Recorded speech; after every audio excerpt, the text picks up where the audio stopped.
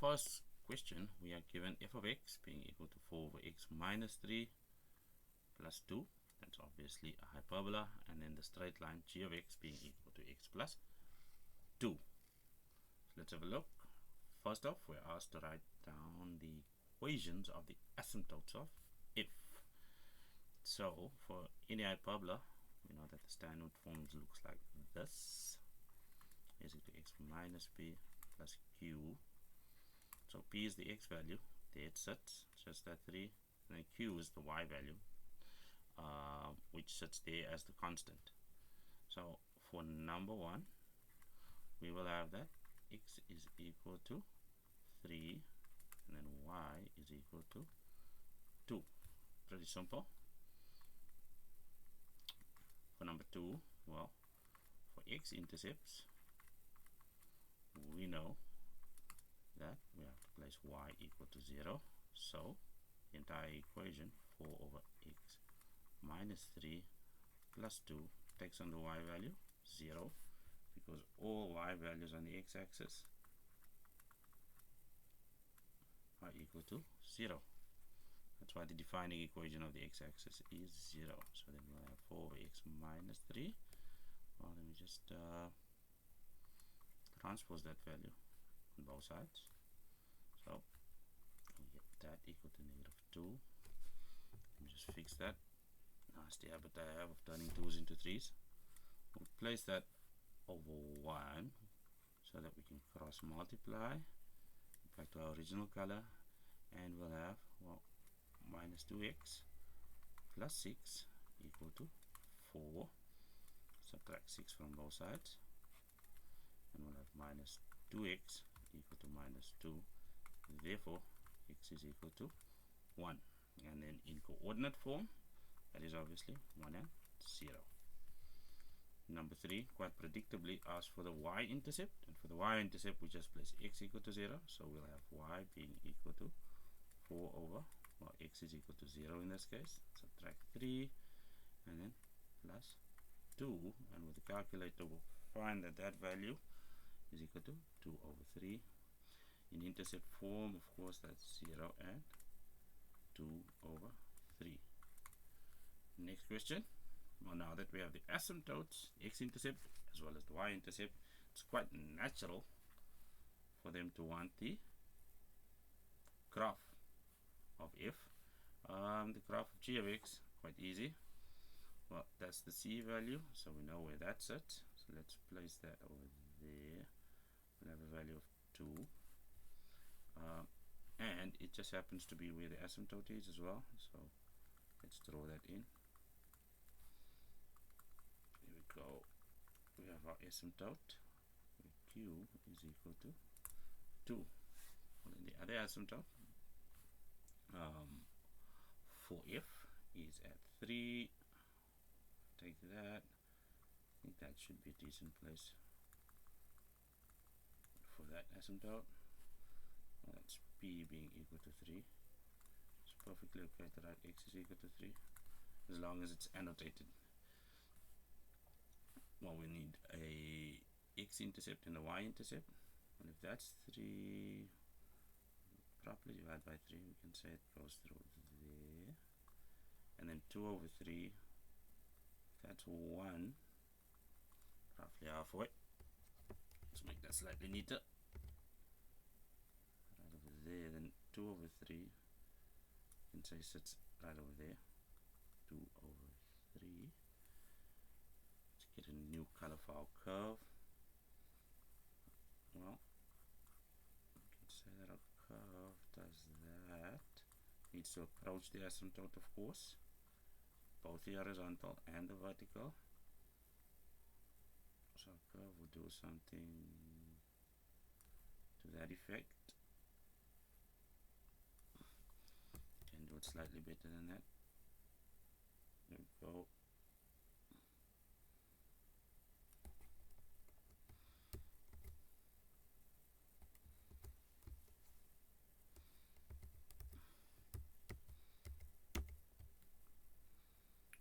Okay, and then we just color in our curve and follow it as best as possible. Try and give back a as smooth a curve as we can. I'd say that's good, given that there's nothing, no points of interest in this space. We just do that. Okay. And then of course, how did we know to select this quadrant and this quadrant with respect to the asymptotes? Well, that's quite easy. Our a value 4 is greater than 0, so we know it needs to sit in, let's say, the first and third quadrant. Or conversely said, the axis of the positive axis of symmetry, or this axis of symmetry with a positive gradient, will cut those two curves. Possibly edit that out. Anyway, then we still have a straight line. Of course, we can see that the gradient for that is 1, but we need the x-intercept. So for the x-intercept, let's just have a look. X plus 2 needs to equal 0. Therefore, x is going to equal to negative 2. It's going to be equal to negative 2, which means in coordinate form we have minus 2 and 0. So that sits right over there. Obviously, it has a positive gradient of 1. So that line is going to do that.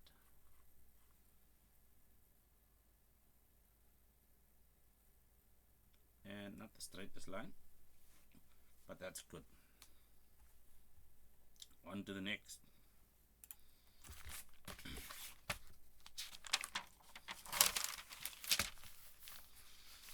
Well, calculate the x coordinates of the points of intersection for f and g. Let us remind ourselves what those equations look like. We have 4 over x minus 3 plus 2 being equal to x plus 2. As you can see, we can subtract 2 from both sides. It means there's just 0 out. And we are left with 4 over x minus 3, I should say. Just get that out of the way.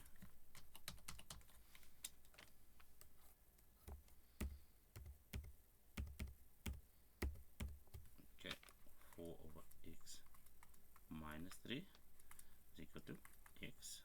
Okay, and if we place this over 1, we can clearly see that we are allowed to cross multiply.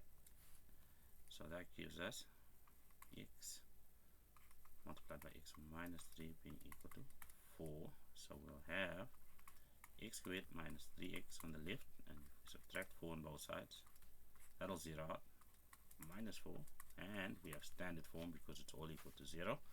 We can now factorize, and we'll have x minus 4, x plus 1, following our 0 product rule, then obviously x will equal 4, and x will equal negative 1.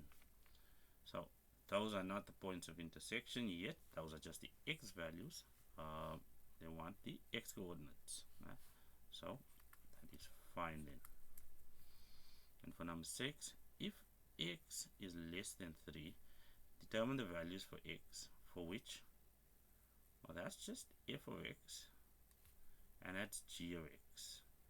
So that says less than. So they want to know where f of x is under, we put that in inverted commas, under g of x. That's an English language interpretation. So let's go get our graphs. Well, we do know where these points of intersections x coordinates lie. So let's just get a different color. So we know that value is 4, and that value is negative 1. We can see there's agreement with our graphs. So what do we want? Well, first thing is, if we go back, we are restricted in that x needs to be less than 3. So let's see what that means graphically for us. Well, that's just perfect, because it means that we are only dealing with the left hand side with respect to the vertical asymptote of the hyperbola. Or what do they want? Again, they want to know where this f of x, as we said, is below g of x. And that happens here graphically. You can see that. It also happens over there, but we are restricted in an x needs to be less than 3. Therefore, we can look at, okay, that's minus 1. And this value obviously is 3. So, x needs to sit in between those values. So, x can be greater than minus 1. But it needs to be less than 3. And obviously, that happens. And let's number our problem. So, that's number 6. And then for number 7, the line x minus 1 cuts f at 1 and 0 and q. Well, write down the coordinates of q.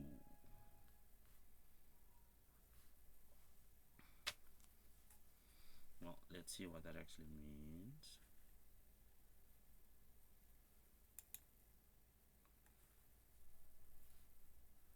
Well, let's say the line x minus 1, well, that's minus 2 over there, if we remind ourselves.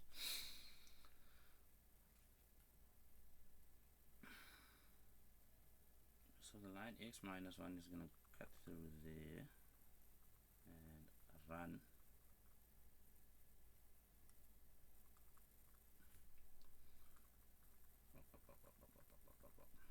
over there.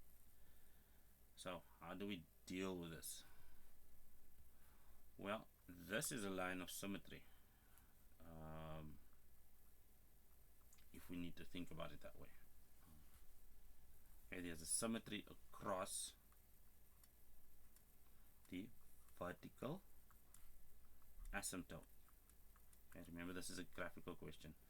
So if this value is 3, distance over there is 2, and to get to the other point over here, we need to add 2, so we'll end up at 5 over there. Okay, so that means the other point Q has x coordinate 5, and how do we get its y coordinate? Well, we just punch it in there because the line goes through or cuts in both places, and if it cuts, that point Q exists both on y and it exists there on f of x. Therefore, we're just going to have y is equal to 5 minus 1, which is equal to 4. Therefore, we have Q is equal to, well, what did we say? 5 and 4. And that's as simple as that gets.